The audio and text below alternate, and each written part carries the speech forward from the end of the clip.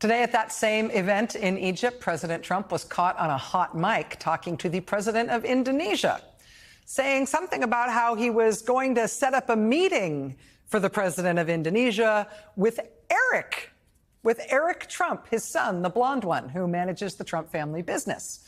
Eric Trump has no job in the U.S. government. There is no reason why an American president should be arranging meetings for one of his family members with the head of state of another country, particularly when he's at an international meeting on official presidential business. That said, that appeared to be what he did today in this hot mic moment at this event. Why Eric Trump? I don't know. But hey, look, just last week, Eric Trump was promoting the Trump family's brand new golf course deal in Indonesia, calling it a stunning golf destination. And now the president, in his official capacity, presumably, is hooking up his son, who is running the family business, with the president of Indonesia, the country that is hosting this new Trump family boondoggle in that country. And that is not to be confused with the Trump family boondoggle in Qatar, where the Trump family has a new golf course and tower and luxury apartments or something or other. The nation of Qatar, Trump in his first term said they were a funder of terrorism at a very high level. But then Qatar did this deal for this new Trump luxury development in their country. And then Qatar gifted Trump a $400 million luxury jet, which he plans to refit at taxpayer expense for his own use as president, and then not give to the next president. He plans to then keep it for his presidential library after he leaves office. And now Trump has announced that if Qatar is attacked, the United States will respond as if we have been attacked, which means he's basically given them fake NATO membership on his own say-so. And then this. I'm also proud that today we're signing a letter of acceptance to build a Qatari Emiri Air Force facility at the Mountain Home Air Base in Idaho. The location will be host a contingent of Qatari F-15s. The response to that announcement from Secretary of Defense Pete Hegseth was roughly, say what now? We're doing what in Idaho? Who has an Air Force base in Idaho now? Whereupon the former Fox and Friends weekend co-host, now Trump Defense Secretary, had to issue what he called a, quote, important clarification.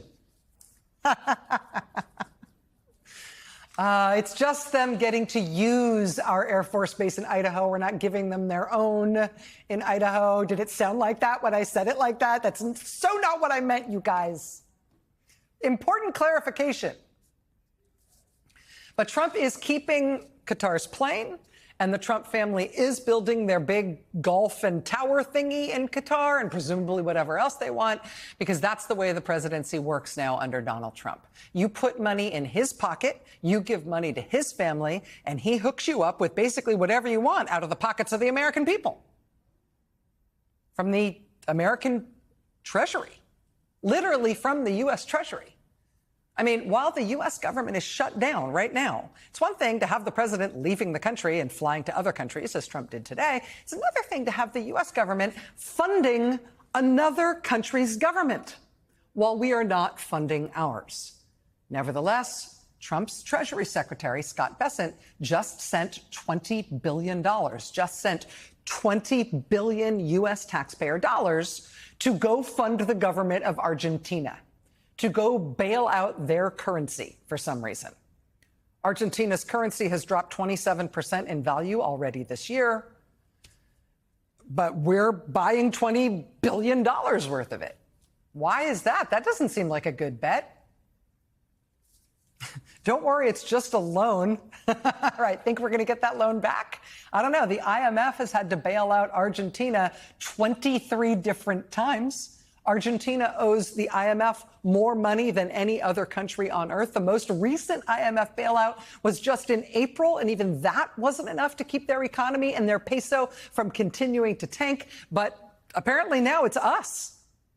Scott Bessent, Trump's Treasury Secretary, nevertheless just gave Argentina $20 billion of your money to prop up the government of Argentina. even though we have almost no trade with them. And if their economy or their currency collapses, that would be sad for them, but it would likely have no effect on us. This is not something we're doing to protect ourselves. It is just a favor to them. Trump and Scott Bessent have given them $20 billion out of the U.S. Treasury, a $20 billion bailout that already appears, quite possibly, to be lost down a deep, dark well. Because even after Trump gave them this $20 billion infusion within the last few days, CNBC reports today that markets today reacted in such a way that indicates that $20 billion might not be enough. Argentina might tank anyway. And that presumably best case means that we'll never get our $20 billion back. Worst case, it means they're going to keep giving them even more money that we'll never get back. Why, when our own government is shut down, are we giving another country $20 billion to keep their government going? When, again, we have no links to their economy, their risk has no connection to risk in our country. Why are we doing that? I don't know. But there are at least 2 American billionaires who are very close to Trump Treasury Secretary Scott Bessent. And these billionaires have made big bets on the health of Argentina's economy. So, you know, I don't know if you had any plans for that $20 billion. It's your money. But for these rich guy friends of Scott Bessent, including Scott Bessent's former mentor on Wall Street, they stand to make a lot of money if the U.S. taxpayer starts propping up that failing country. And they stand to lose a lot if we don't, and that country fails. So there goes $20 billion of your money to buy nearly worthless pesos in Buenos Aires, while, you know, Yellowstone shuts down and people who work for the TSA don't get paid, and American hospitals are white-knuckling it through day 12 of a government shutdown with no end in sight.